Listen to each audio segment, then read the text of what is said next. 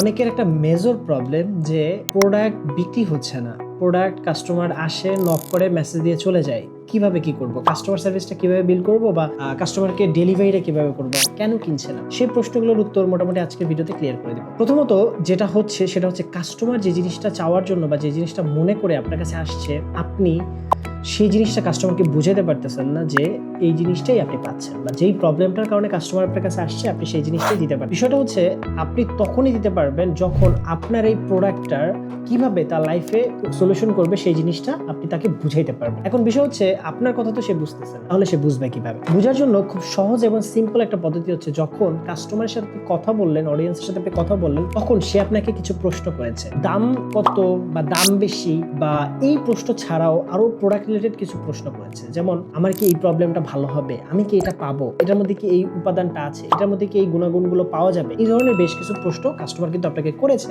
যদি কাস্টমার আপনাকে এই ধরনের প্রশ্নগুলো করে থাকে, আপনি কিন্তু এইখানেই আপনার প্রবলেমটা বা আপনার জায়গাটা আপনি পেয়ে গেছেন। তাহলে কি হবে সেখানে? জিনিসটা দেখেন, আপনাকে প্রথম কাজ হচ্ছে সেই প্রশ্নগুলোকে নোট ডাউন করা। নোট ডাউন করে সেই প্রশ্নগুলোর উত্তরগুলোকে কত সুন্দরভাবে দেওয়া যায়, বারবার সেই প্রশ্নগুলোর উত্তরগুলোকে লেখা এবং গুছানো, প্রশ্নের উত্তরগুলো যে কত সুন্দরভাবে দেওয়া যায় এবং কিভাবে বললে কাস্টমার বেশি পৃষ্ঠ হয়। একটা টাইমে গিয়ে দেখবেন, আপনি যদি সেই বিষয় সম্পর্কে আরো বেশি রিসার্চ করে থাকেন, পড়াশোনা করে থাকেন বা একটা টাইম স্পেন্ড করে থাকেন, তখন গিয়ে দেখবেন যে আপনার কাস্টমাররা আপনার কথা বুঝতেছে, আপনার কাছ থেকে প্রোডাক্ট অর্ডার করতেছে। এইভাবে আপনি আপনার প্রথম জার্নির যে অর্ডারগুলো খুব সহজেই নিয়ে নিতে পারেন।